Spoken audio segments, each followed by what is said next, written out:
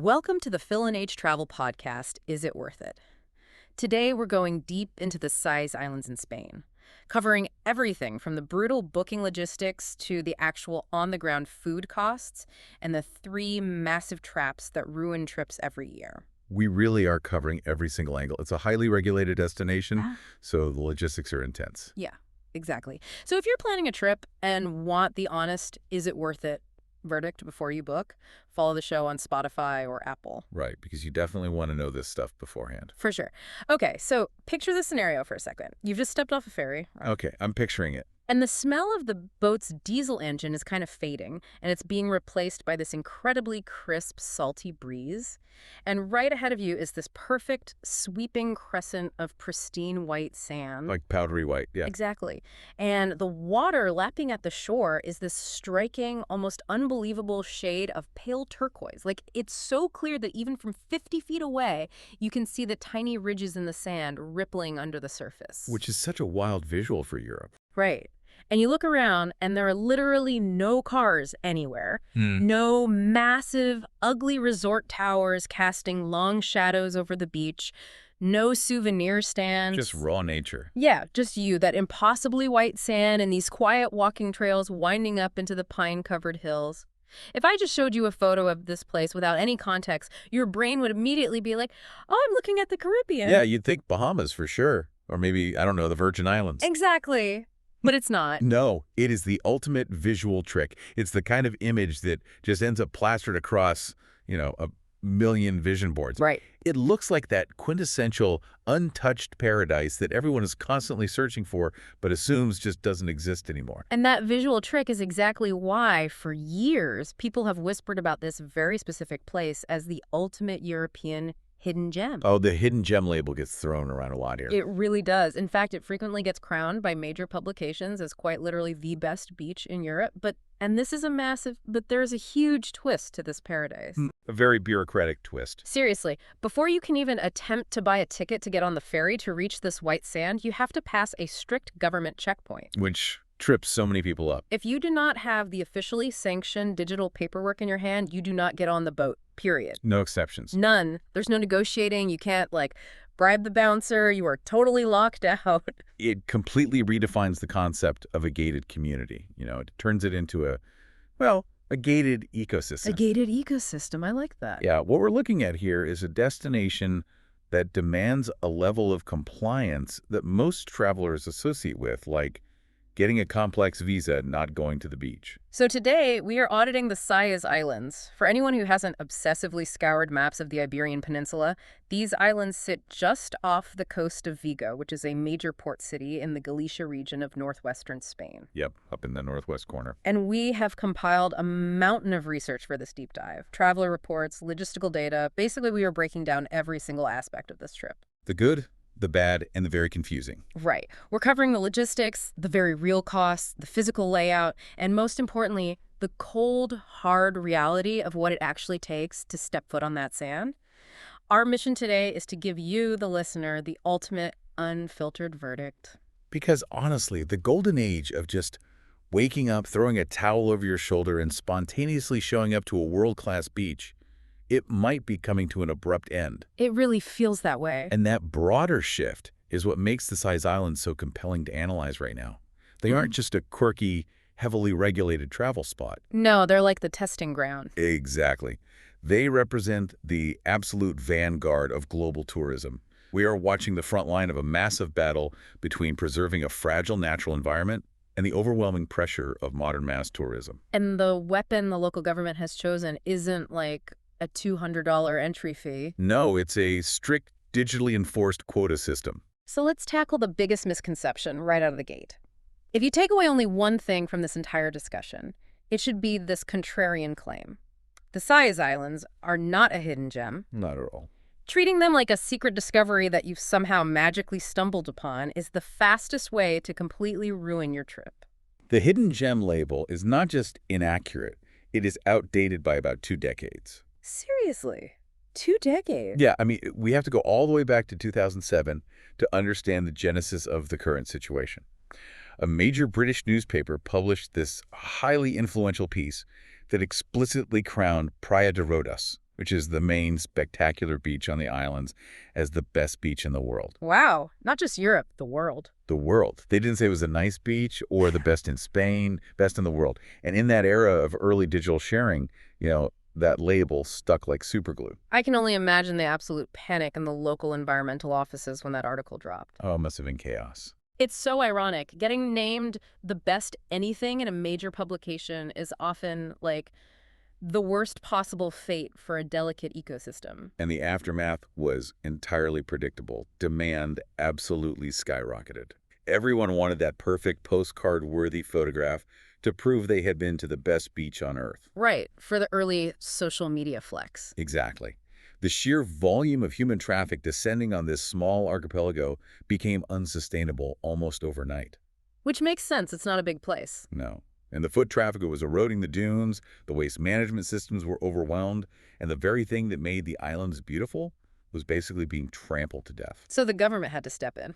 Yeah, the immense pressure forced the regional government known as the Xunta Galicia to take drastic action. They slammed a hard quota on the door. So to call it a hidden gem today is just fundamentally misunderstanding the highly managed reality you're walking into. Exactly. For the upcoming 2026 and 2027 seasons, the defining feature of the Cíes Islands is no longer just the white sand, it's the permit required to touch it. The actual numbers attached to this quota are wild, especially when you compare them to typical European beach destinations that, measure daily visitors in the tens of thousands. Right, like the Mediterranean coast? Yeah. The government cap here is strictly, unbendingly enforced at just 1,800 visitors per day during the high summer season. Which is so low. And in the winter, it plummets even further to a mere 450 people per day. I mean, 1,800 people might sound like a decent-sized crowd in a vacuum, perhaps a small concert venue. Sure. But you have to view that number against the backdrop of demand. When you realize that there are many thousands of people, both domestic Spanish tourists and international travelers, who desperately want to go to those islands on any given Saturday in July, you start to understand the friction. The bottleneck is incredibly tight. Very tight. The demand outstrips supply by orders of magnitude. But this dynamic creates a really fascinating economic paradox. Because usually when a destination becomes this highly sought after and this artificially scarce, the price tags go straight through the stratosphere. Oh, absolutely. Think about Amalfi. Exactly. It becomes an exclusive playground for the ultra-wealthy, complete with VIP cabanas and $1,000-a-night resorts. But the great news here, and the thing that makes this trip so appealing for so many, is that it's actually astonishingly cheap. The prices are kind of shocking. Yeah. The round-trip ferry from the mainland city of Vigo is only about $45 for an adult. It's around $20 for kids between 5 and 12. And if you have toddlers under 5, they ride the ferry for free. Which is a huge relief for young families. And that highly coveted, strict government QR authorization that you have to secure, it costs absolutely nothing. $0. That pricing model is a very deliberate political and environmental choice. It's refreshing, honestly. It is. There are no hidden resort fees once you arrive. There are no entry fees to access the beaches or hike the trails. The financial barrier to entry is kept intentionally low. So average local families aren't priced out. Theoretically, yes. It democratizes access so that locals can still enjoy their own natural heritage. But by removing the financial barrier, the government has simply shifted the burden. The currency isn't money anymore. No, it's your calendar, your foresight, and your extreme organizational skills. It feels incredibly similar to the mechanics of an exclusive sneaker drop. Oh, that's a good comparison. Think about it. When a major shoe brand releases a highly anticipated limited edition sneaker, the actual retail price on the box might only be $150. That's affordable for a lot of people. Right, if you can actually buy them at retail. Exactly. The trap isn't the monetary cost. The trap is the hype, the artificial scarcity, and the maddening logistics of actually getting your hands on them before the automated bots buy up the entire inventory in 3 seconds. Spot on. But that analogy begs a follow-up question. Once you finally secure the shoes, once you win the logistical lottery, are they actually comfortable to wear? And that's the real question. Right, because for the Cíes Islands, the trap isn't cash. It's navigating the unpredictable Galician weather and adhering to a ruthlessly strict schedule. That sneaker analogy is perfect for understanding the anxiety of the booking process. And to stretch it just a bit further, just because you fought tooth and nail for for those exclusive sneakers doesn't mean they are suited for every type of terrain. Good point. Travelers venturing to the Cíes need to undergo a profound psychological shift. You must consciously stop expecting the spontaneous, sun-drenched, warm water, effortlessly lazy experience of the Mediterranean. Because we aren't in the Mediterranean, we are facing the open Atlantic Ocean. And the Atlantic is entirely unforgiving. Yeah, it doesn't care about your vacation plans. Not at all. You have to mentally prepare for a rugged, heavily regulated, and highly variable experience. The weather patterns in Galicia are notoriously fickle. Fickle is a polite way to put it. True. The atmosphere can absolutely hand you a foggy, wind-whipped 64-degree Fahrenheit day right in the dead middle of July. Wow, in July. Yeah. You might pack for a tropical paradise and end up needing a fleece jacket while you eat your sandwich on the beach. So to figure out if running this massive logistical gauntlet is actually worth your time and effort, we need to zoom out and look at the physical map and the calendar.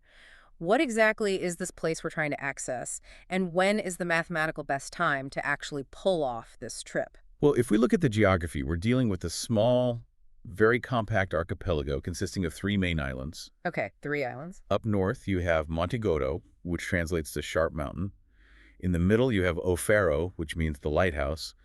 And finally, to the south, you have San Marquinho. Got it. But, and this is important, for the vast majority of people planning a day trip, you can entirely cross San Marquinho off your list. Oh, really? Why is that? It's heavily restricted and mostly closed to casual daily visitors. Okay, so the action is entirely concentrated on the northern 2 islands. Yes. Montegudo and O'Farrow are physically connected to one another by a stunning natural sandbar. Which is the famous beach, right? Exactly. That specific stretch of sand is Praia de Rodas, the very beach that won all those awards and caused all this trouble in the first place. It's basically a land bridge of pure white sand. It is. And sitting just behind that sandbar, cradled between the 2 islands, is a sheltered saltwater lagoon called Lagoa dos Ninos. That connected pair of islands, shaped roughly like a crescent moon, is where almost 100% of the visitor activity takes place. Now that we have the physical layout, we have to talk about the calendar. Because timing is where otherwise perfectly planned trips go to die. Oh, without a doubt. We can break the year down into 3 distinct categories based on our research. The sweet spots, the peak chaos, and the absolute worst times. Let's hear the sweet spots first. Looking at the historical data and ferry schedules, late May, all of June, and the month of September are universally highlighted as the absolute sweet spots. The logic behind those specific months is airtight. By late May and into June, the ambient air temperature has warmed up significantly, and the water is slowly starting to lose its bitter winter bite. Though it's still Atlantic water. Right, so warm is a highly relative term here. But during these months, the ferry companies are running their full, expansive summer schedules. Which is huge for flexibility. Exactly. It gives you maximum flexibility for departure and return times. The days are long, giving you plenty of daylight to hike. And you're dodging the massive crowds. Yes. The most critical advantage of this shoulder season is that you are neatly dodging the overwhelming, monolithic crush of the Spanish domestic holiday season, which historically kicks off in earnest in July. Which brings us directly to the peak season, July and August. This is undoubtedly when the weather is at its absolute warmest and most reliable. But it's also when the logistical chaos peaks. Yeah. That 1,800-person daily cap goes from being a theoretical number to a hard, biting reality. Weekend slots for both the government permit and the required ferry tickets vanish days and often weeks in advance. It is fiercely competitive. So, if a listener is stuck traveling in August, maybe because they have kids and are tied to school holidays, how do they manage to visit without feeling like they're packed into a sardine can? Because the data shows that a staggering 80% of visitors essentially walk off the ferry, take 50 steps, and dump their towels right at the beginning of Praia de Rodas. I mean, it is entirely basic human nature. You have just spent 45 minutes on a boat, you are anticipating a beach, you step off the pier, and immediately you are confronted with one of the most stunning stretches of sand you have ever seen. The urge to just drop your stuff is strong. Very strong. The instinct to stop walking and claim your spot right there is overpowering. But your core strategy in peak season has to be mobility. You have to keep walking. Yes. You must be willing to put on your walking shoes and hike 15 to 20 minutes away from that initial drop-off zone. If you head over to the west side of Montegudo, you'll find Praia de Figueiras. That's the nudist beach, right? It's often designated as the naturist or nude beach, yes. Yeah. Though textiles are common too, so don't let that deter you if it's not your thing. Right. Or, if you hike south toward the quieter coves along the trails leading to the Faro de Cíes lighthouse, you will find that the crowds thin out dramatically with every 100 yards you walk. It's the classic rule of the outdoors. The further you get from the parking lot, or in this case, the ferry pier, the more solitude you earn.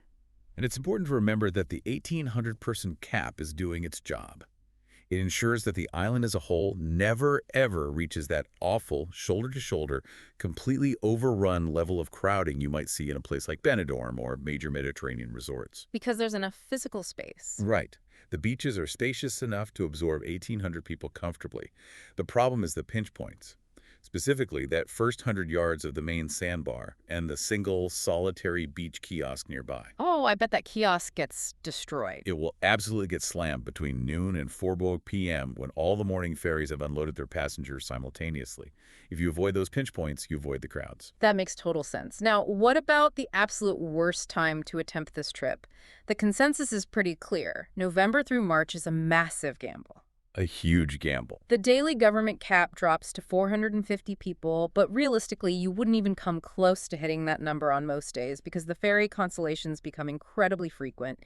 The Atlantic winds in winter are bitter, the swells are high, and it honestly sounds pretty miserable. It is an incredibly high-risk gamble. In the deep shoulder seasons, like April and late October, you might get incredibly lucky. Like a random sunny day. Yeah, you might score a glorious, crisp, bright day where you have the entire island completely to yourself. But you are just as likely to get sideways rain, howling winds, and fog so thick you can't even see the mainland. And when that happens? When that happens, the port authorities simply cancel the boats entirely for safety reasons. So your trip is just canceled? Yes. The crucial takeaway for anyone planning an off-season trip is this. Never, under any circumstances, pin your entire Galicia itinerary on a single, inflexible date for visiting the Cíes Islands. You need buffer days. Let's assume you've picked the right month.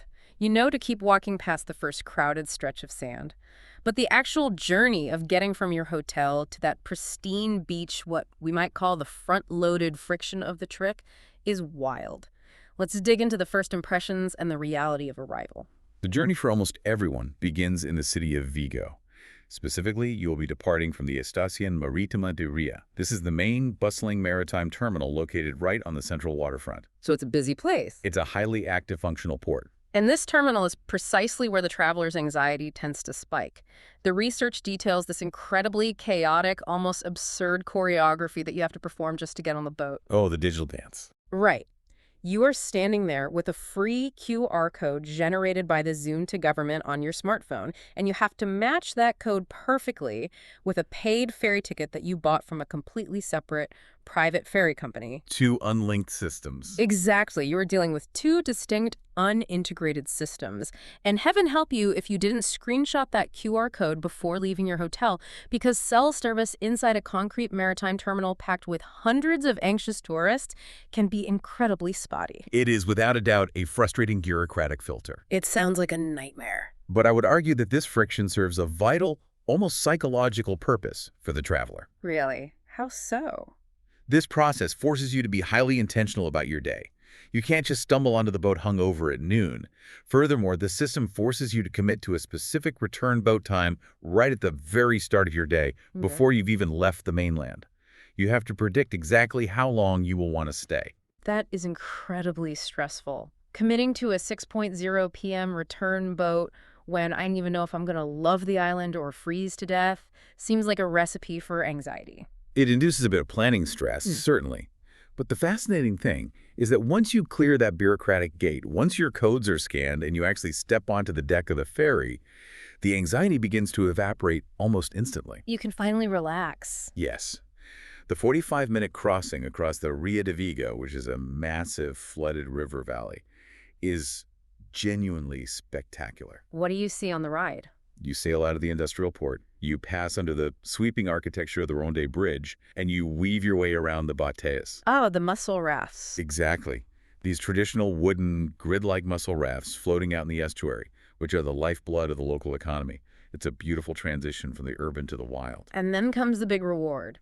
You finally step off the pier onto the island itself, and the contrast from the mainland is immediate and striking. It's like flipping a switch. There is no traffic noise, there are no cars, there are no mopeds buzzing by, there is no one trying to aggressively sell you cheap sunglasses, hair braiding, or timeshares. Just peace. Yeah, it is just a simple footbridge, that impossibly white sand we talked about, the sound of the wind, and a network of quiet hiking trails. That silence is the direct payoff for the logistical headache.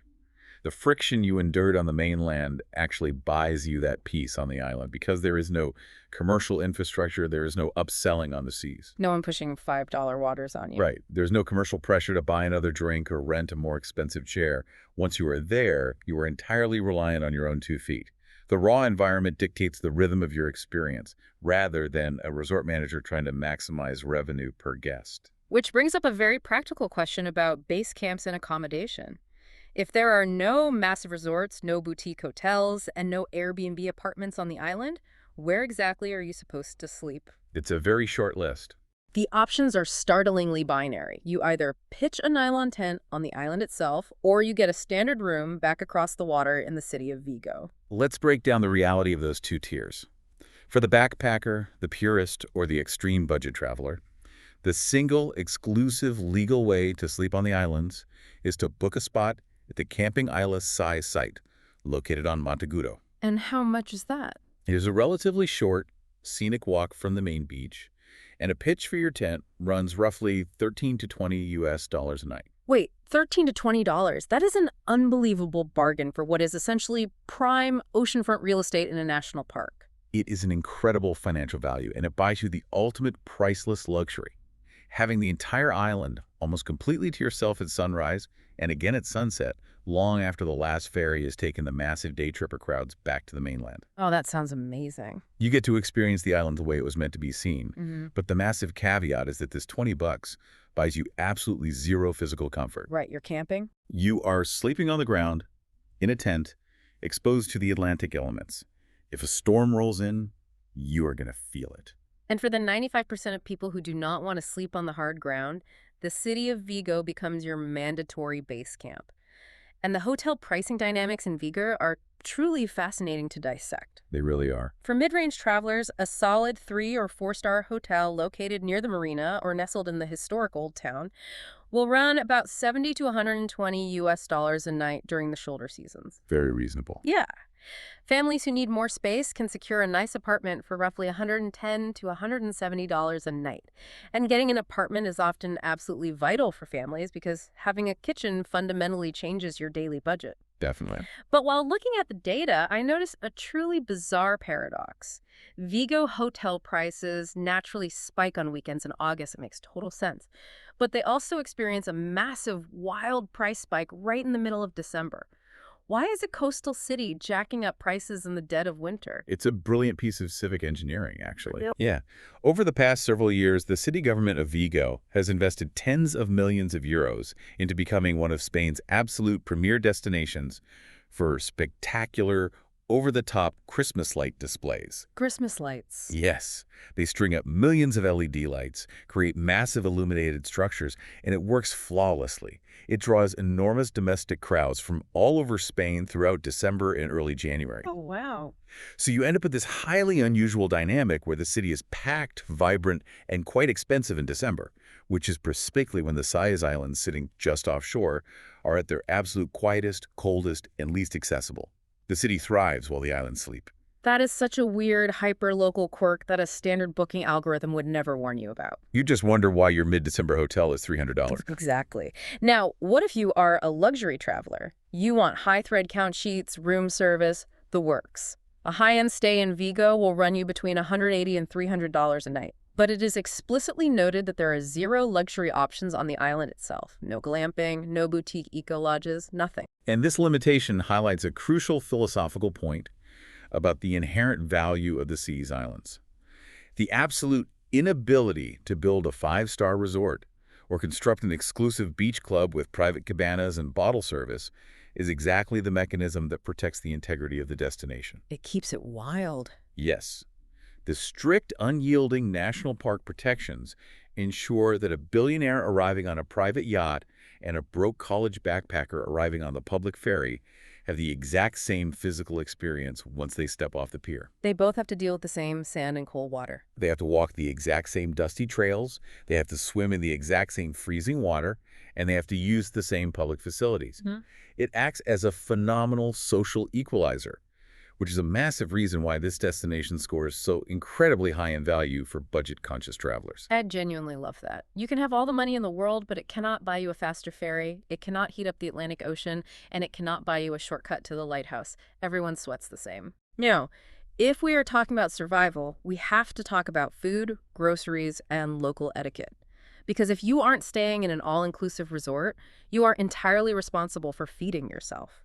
And there is a massive, unavoidable distinction between what I would call the mainland feast in Vigo and the island famine on the seas. That's a perfect way to put it. To understand the food scene, you have to understand Vigo itself. Vigo is a gritty, hardworking port city. It's an industrial hub, right? Very much so. Yeah. Its entire economy and culture are deeply historically intertwined with the sea, specifically the harvesting of mussels, oysters, and deep-sea fish. It is not a manicured, sterilized tourist trap built for foreigners. Like it's not made just for us to take pictures of. Right. It is a place where real, heavy industrial work happens every day, and the local culinary scene reflects that deep authenticity and stunning affordability. The breakdown of the local food costs made me legitimately hungry. Listen to these numbers for a meal in Vigo. If you go to the Mercado da Pedra, which is the famous oyster market located right in the heart of the old town, you can watch local women shucking fresh oysters right in front of you, and you can get a dozen for between $11 and $14. Incredible value. A massive wooden plate of pulpo a fera, the classic tender Galician octopus dusted with paprika and sea salt, is going to cost you roughly $12 to $16. A thick, hearty slice of local empanada, usually stuffed with tuna or meat, is maybe $3 to $5. A huge steaming bowl of local mussels pulled fresh from the estuary that morning is $8 to $12. And the drinks match that pricing. Yeah.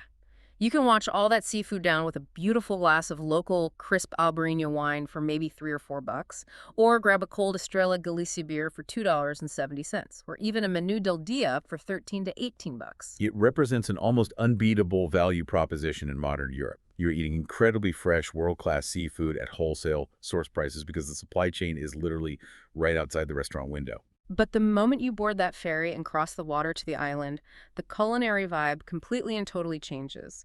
The food options on the seas are kept deliberately sparse. Very sparse. There is a very basic, monopolized kiosk situated near the main beach. And if you want a simple lunch for 2 days, we are talking incredibly basic pre-made sandwiches and a couple of drinks. You are going to be handing over $25 to $40. I have to push back here. Isn't paying $40 for a mediocre kiosk sandwich exactly the kind of captive audience tourist trap behavior that smart travelers dedicate their lives to avoiding? It absolutely is, and you are right to call it out. You are effectively a captive audience the moment the boat pulls away. But there is an environmental logic behind it. Okay. The national park authorities actively do not want a massive, sprawling restaurant infrastructure on the island because restaurants generate massive amounts of organic and plastic waste, require huge amounts of fresh water, and attract pests. So they intentionally keep it basic. Yes. So the existing kiosk operates with a functional monopoly. Therefore, the ultimate non-negotiable insider move for any traveler is self-catering. You must visit a local Mercadona or Gada supermarket in Vigo the afternoon before your trip. Ah, the strategic grocery run. It's like prepping for a minor expedition. Exactly. You treat it like a serious picnic. You go to the supermarket, you buy a fresh baguette, some wedges of local tortilla cheese, a few tins of high-quality Galician seafood, which is a delicacy in itself, some fresh fruit, and plenty of water. And pack it all in. You pack it all securely in a day bag. By doing this, you entirely bypass the inflated kiosk prices. You completely avoid standing in a brutal 45-minute queue during prime midday beach hours, and you end up having a vastly superior, customized picnic sitting on a rock, outcropping, looking out over the Atlantic. It is the ultimate travel hack. You eat better for a quarter of the price. And touching on etiquette, there is one rule that is absolutely absolute. You must take your trash off the island with you. Leave no trace. Right. There are no magical garbage ferries sweeping up after you. It is a highly protected biosphere. If you bring a plastic water bottle and a sandwich wrapper onto the island, you pack them out in your bag and throw them away in Vigo. It's heavily enforced socially, too. I bet. Also, regarding general tipping etiquette in the region, it is very light. Rounding up the bill by €1 or two for genuinely good sit-down table service is appreciated, but tipping is absolutely not expected if you are just grabbing a beer at the bar. If we connect this culinary dynamic to the broader picture of the trip, it perfectly mirrors the accommodation dynamic we discussed earlier. The city of Vigo provides the abundance, the comfort, the infrastructure, and the cheap wine. The Cíes Islands provide the raw, unvarnished, spectacular nature. So you use the city to fund the island trip. Right. You have to strategically use the resources of the city to subsidize and support your time on the island. So if we take all these variables, the cheap ferries, the expensive kiosk sandwiches, the affordable hotels, what does this all mean for the actual wallet? Let's run a rigorous line-by-line USD cost analysis to see what this trip actually costs on a daily basis. Let's start with our backpacker archetype. If a solo traveler is basing themselves in a clean Vigo hostel, doing their own grocery shopping and eating local street food, their daily operational cost in the city is an incredibly lean $60 to $75 a day. That's great. On the specific day they actually execute the trip to the island, you add in the cost of the ferry ticket, and their daily spend spikes to about $95. Which means you are still coming in at under $100 for a full day trip to one of the most protected, beautiful environments in Western Europe. In the current travel economy, that is virtually unbeatable. It's fantastic. Now, what about the mid-range traveler? Let's say a couple who are splitting the cost of a nice, centrally located hotel room and eating out at solid mid-tier local restaurants for dinner. You are looking at roughly $120 to $145 per person per day while hanging out in Vigo. On the day they take the ferry to the island, that number bumps up to about $160 per person. The math remains highly favorable for couples and solo travelers, but it is the family budget where the numbers start to scale aggressively and where that strategic grocery run we just discussed transitions from being a smart tip to an absolute financial necessity. Let's break down the family math.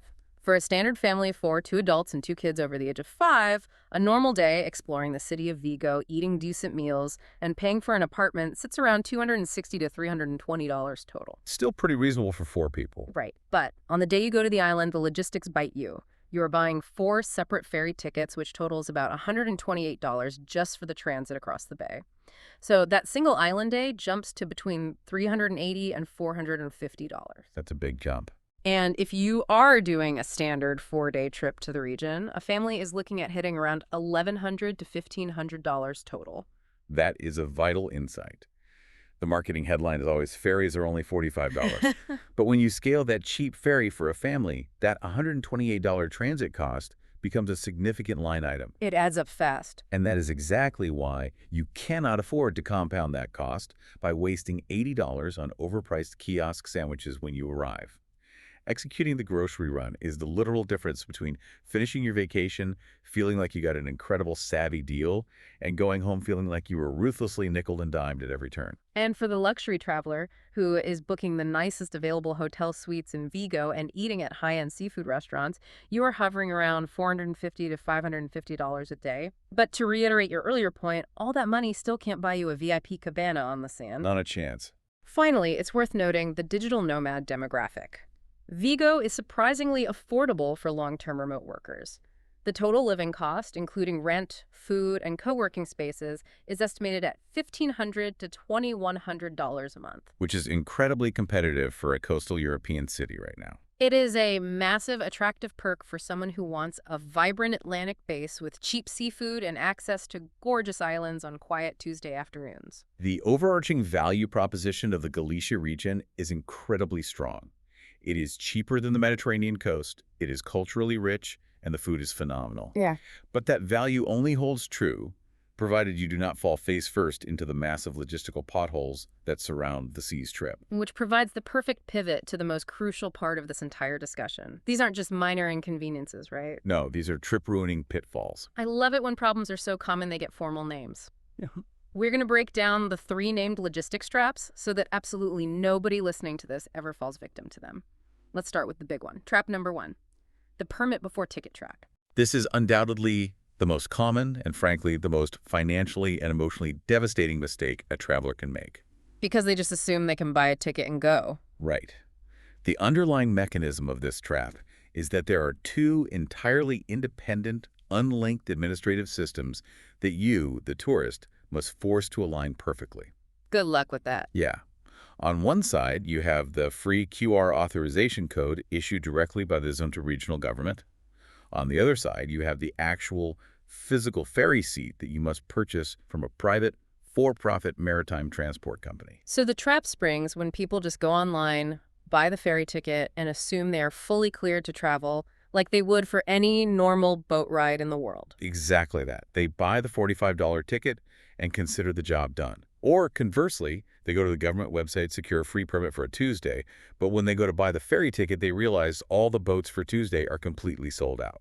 Well, that's almost worse. The lived, painful reality of this trap is a family standing at the bustling ferry terminal on a gorgeous sunny July morning, holding 4 expensive ferry tickets, wearing their swimsuits, and being bluntly refused boarding by the dock staff because their government QR code doesn't match the specific date.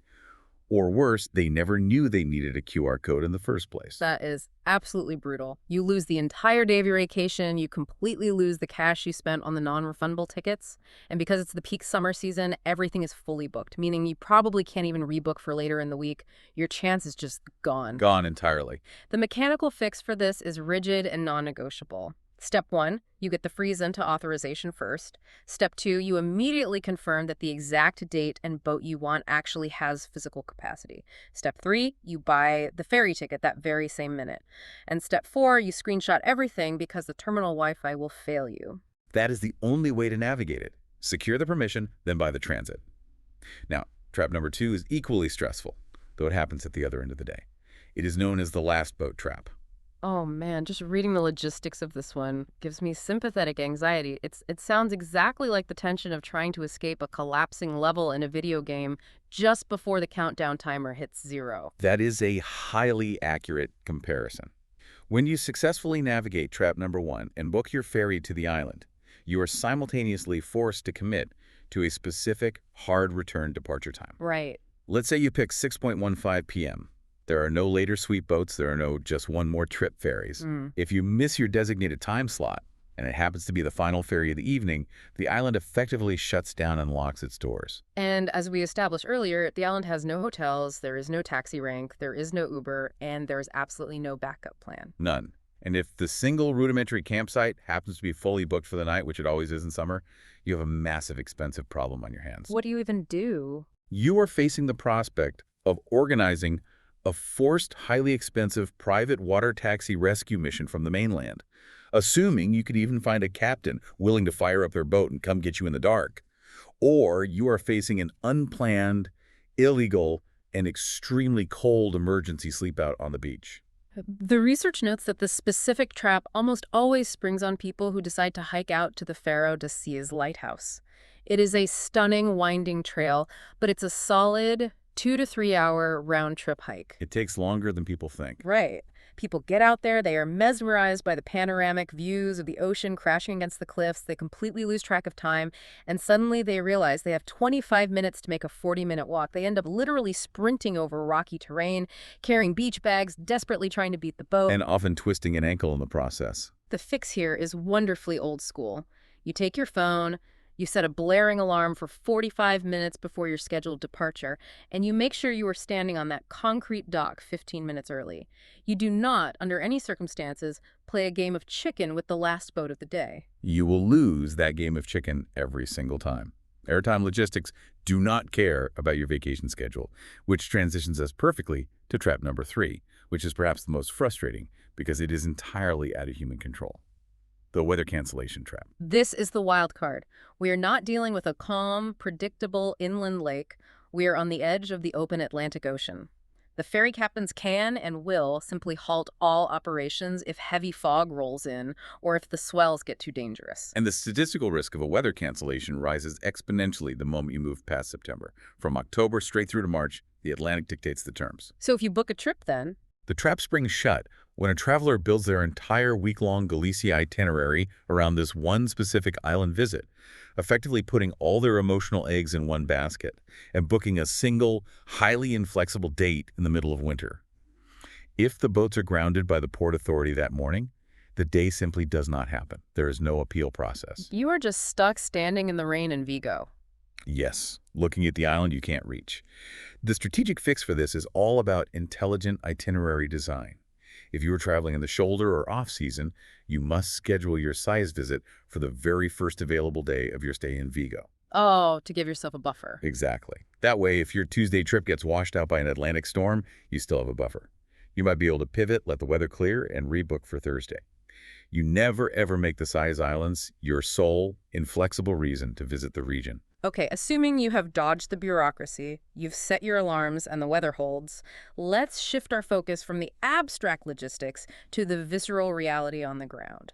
Let's talk about safety, solo travel, and physical comfort. What are we actually dealing with when we step off the pavement and onto the sand? The risk hierarchy in this specific environment is genuinely fascinating because it is almost entirely inverted from what you would expect on a typical European city break. How so? Human-made dangers, things like violent crime or aggressive scams, are refreshingly, almost remarkably low. The city of Vigo itself is a very standard, safe, functional, mid-sized Spanish city.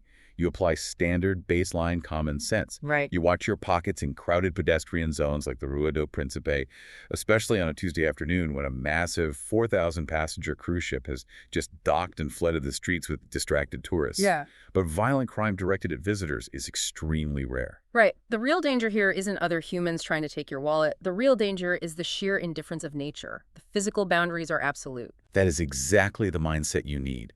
The Atlantic Ocean does not care how much you paid for your vacation, and it does not care if you are a strong swimmer in a swimming pool. The water temperature is shockingly cold, which can cause muscles to cramp. It's not a joke. No. And there are very serious invisible rip currents, particularly on the ocean-facing western beaches that aren't protected by the lagoon. And there is a startling, almost dangerous lack of natural shade on the main beaches themselves. The sun reflects off the white sand and the water, and you can burn incredibly quickly without realizing it because the cool breeze masks the heat. And that lack of infrastructure ties directly into the warnings about family comfort. The reality check here is incredibly stark. There is only a very basic, rudimentary first aid point on the island. There's no hospital. There is no pharmacy to buy forgotten medication. You are very isolated. If you have a family member, say, an elderly parent or a child with a pre-existing health condition that might require rapid, advanced clinical care, the stark advice is simply do not go to the island. It is a sobering warning, but a highly necessary one. If someone in your party suffers a severe medical emergency, you cannot just call an ambulance. Right, because there are no roads. You are entirely dependent on waiting for a specialized marine rescue boat, or a helicopter, to transport you back to the mainland hospitals in Vigo. That time delay could be critical. What about the other end of the spectrum? What is the reality for solo travel, specifically solo female travelers? The region of Galicia as a whole consistently rates as one of the safest, calmest, and most welcoming regions in Spain for solo female travelers. The day trip to the Cíes Islands is highly manageable and very secure to execute alone. That's great to hear. Once you are on the island, you are surrounded by a capped, relaxed, heavily family-oriented crowd all day long. There is no aggressive nightlife culture to navigate. And the city of Vigo itself is highly walkable, very well lit, and socially vibrant in the evenings. It is a very low-stress environment from a personal safety perspective. So we have thoroughly mapped out the bureaucratic traps, the financial costs, and the physical risks. Let's get to the emotional payoff. Let's look at the best moments and the honest, sometimes painful disappointments. Let's do the hits first. When you strip away all the stress, what genuinely works about this trip? When the weather aligns and you are prepared, it is truly spectacular. Walking onto Praia de Rodas early on a clear morning, when the low angle of the sun hits that pale turquoise water and perfectly illuminates the white sand, fully and completely lives up to the immense global hype. It actually delivers. It does. The physical hike up the winding trails to the Alto do Príncipe viewpoint is another massive highlight. He gives you these sweeping panoramic views of the vast Atlantic Ocean on one side and the calm dotted estuary on the other. It is genuinely breathtaking. And the hits continue once you get back to the mainland. The contrast of spending a day burning calories on a rugged island and then returning to Vigo, walking into the old town, and crushing a dozen freshly shucked oysters at a pedra with an ice-cold glass of crisp Albarino wine for under $20. Sounds perfect. It sounds like a culinary paradise. Also, for those who brought wetsuits, snorkeling in the sheltered Lagoa dos Minos is flagged as a major, unique highlight because of the diverse marine life trapped in the lagoon. Those are the undeniable high points. But to provide an honest audit, we have to be equally rigorous about the misses. We have to discuss the honest disappointments that catch travelers off guard. The biggest, most glaring disappointment for the uninitiated is undoubtedly the water temperature. We keep circling back to this, but the Caribbean of Europe moniker that travel influencers love to use is strictly 100% a visual comparison. It looks like the Bahamas. It feels like Maine in November. That's a very accurate comparison. The water is brutally Atlantic cold. It is noted that a huge percentage of visitors excitedly run down the beach, dip a toe in the water, literally gasp from the shock, and retreat straight back to the safety of their suntan. And this is precisely where active expectation management becomes the most important tool in your travel kit. If you endure the permit process, ride the ferry, and step onto the sand expecting warm, bath-like Mediterranean water that you can lazily float in for hours with a cocktail, you will be deeply, profoundly miserable. Totally. But there is a flip side to this reality. There is a certain psychological relief in accepting the cold. It totally removes the intense, unspoken pressure of having to orchestrate the perfect lazy beach day. I really love that perspective. When you know you aren't going to spend 3 hours swimming, it gives you permission to interact with the environment differently. You can just enjoy the stunning aesthetic, take a quick screaming plunge to wake up your nervous system, and then immediately dry off and go hike the gorgeous trails instead of lying on the sand pretending you aren't freezing to death. Exactly. It forces you to be active. The other major misses to prepare for are the midday crowds. We touched on this, but between 12:00 p.m. and 3:00 p.m., that main sandbar gets aggressively packed with towels. So you lose the isolation. You lose the sense of isolation, yeah. And finally, the highly curated Instagram photos never, ever show the gray, biting, relentless wind that can sweep through the islands even in the dead of summer. The ultimate pro tip to mitigate all of this is to fight the urge to sleep in and get on the very first scheduled boat of the morning.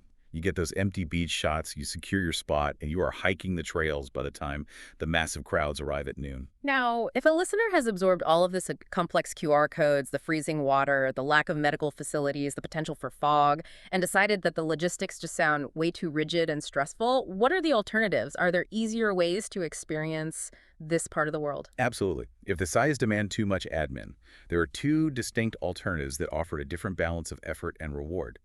Alternative one is visiting the Cíes Islands. They're positioned slightly further north, but they're also officially part of the exact same Galician Atlantic Islands National Park.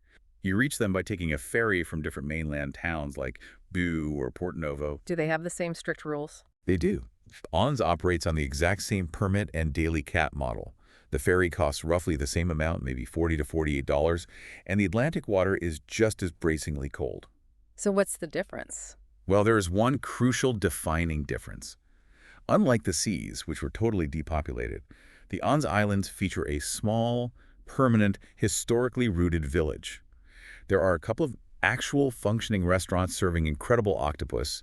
There are actual guest houses where you can rent a real bed. Oh, that's huge. Because of this, it feels significantly more lived in and authentic, and much less like a pure, highly regulated day trip machine. It is infinitely easier to spend the night there comfortably without having to pitch a nylon tent in the wind. The major trade-off with Cíes is visual. While the beaches there are undeniably beautiful and wild, they just don't quite have that single, iconic, jaw-dropping visual knockout power of Praia de Rodas. It's a slightly different aesthetic. That is the compromise. You trade the iconic postcard view for a bit more infrastructure and cultural warmth. Now, alternative two is abandoning the island concept entirely and sticking strictly to the Rías Baixas mainland beaches. We are talking about vast, sweeping stretches of sand like Sanxenxo or Alanzada. The appeal here is the absolute elimination of logistical friction, total freedom. There are no Xunta permits required, there are no daily human caps. Total spontaneity is restored to your vacation. You just go? Yeah, you can wake up, decide you want to go to the beach, take a cheap local bus, or drive your rental car there for next to nothing, like $0 to $10. You don't have to pack a lunch because there are fantastic beach bars and restaurants located right on the sand. You want a cold cocktail and hot seafood at sunset without worrying about missing the last boat? You got it. But again, every choice in travel is a trade-off. It all fundamentally comes down to what the individual traveler values more on that specific day. The mainland beaches offer incredible accessibility, modern comfort, and standard vibrant Spanish resort vibes. Well, you're sharing it. Right, you have to share that space with cars, roads, and thousands of other people. The Cíes Islands, on the other hand, demand a high level of effort and planning, but they reward that effort with wild exclusivity and a fiercely protected, car-free environment. You're trading modern convenience for untouched nature. So after exhaustively mapping out the geography, crunching the daily budgets, detailing the terrifying logistical traps, and exploring the mainland alternatives, we arrive at the final reckoning. It is time to render the ultimate verdict. Based on all the data, the costs, and the reality, is jumping through these hoops actually worth it? We have rapid-fire final scores broken down by different traveler archetypes. Let's run through them. For the backpacker or extreme budget traveler, it earns a very solid 8 out of 10. The definitive verdict is that the Cíes represent the absolute best value wild beach experience available in Western Europe today, provided you are willing to camp and you treat the $45 ferry ticket as your one major financial splurge for the week. For the mid-range traveler are couples staying in nice Vigo hotels. It also scores an 8 out of 10. It is a fantastic, highly memorable value, but with the massive caveat that you must plan early, base yourself strategically in Vigo, and successfully navigate that dual permit and ticket system weeks in advance of your flight. For families traveling with children, the score drops slightly to a 7 out of 10. It is a highly conditional recommendation. It is only worth the immense financial scale-up and logistical stress if your kids are old enough to confidently walk decent distances without complaining, if they can handle shockingly cold water without a meltdown, and crucially, if you're organized enough to pack a massive lunch to avoid spending a fortune at that single island kiosk. For the digital nomad remote worker, the score shoots back up to an 8 out of 10. The logic here is that being based in Vigo is incredibly cheap for a European coastal city, and having access to these highly protected islands on quiet, off-peak weekdays when everyone else is at work is an absolutely incredible lifestyle perk. And finally, for the luxury traveler seeking high-end pampering, it is a harsh 5 out of 10. The recommendation is to simply skip it. You cannot spend your way out of the unpredictable Galician weather, and you cannot buy your way into a 5-star pampered resort experience on a protected sandbar. If you want luxury, go to the Mediterranean. So the final overarching verdict across the board is clear. Book carefully. Go between May and September to maximize your chances of good weather. Use the city of Vigo as your comfortable base camp. And for the love of all things holy, do the QR admin before you buy your ferry tickets. Please do the admin. Do not show up in December expecting a warm beach day. And do not show up in July without a permit expecting a miracle. Having this level of factual, unemotional breakdown before you hand over your credit card is exactly why we do these deep dives. It separates the glossy Instagram fantasy from the gritty logistical reality. It does exactly that. And dissecting the mechanics of the Cíes Islands leaves us with a much broader, somewhat provocative question about the future of how we experience the world. It's a big question. We are watching in real time as more and more of the world's most beautiful, fragile, natural spaces are being forced to adopt this strict QR quota model to combat the existential threat of over-tourism. It is happening globally.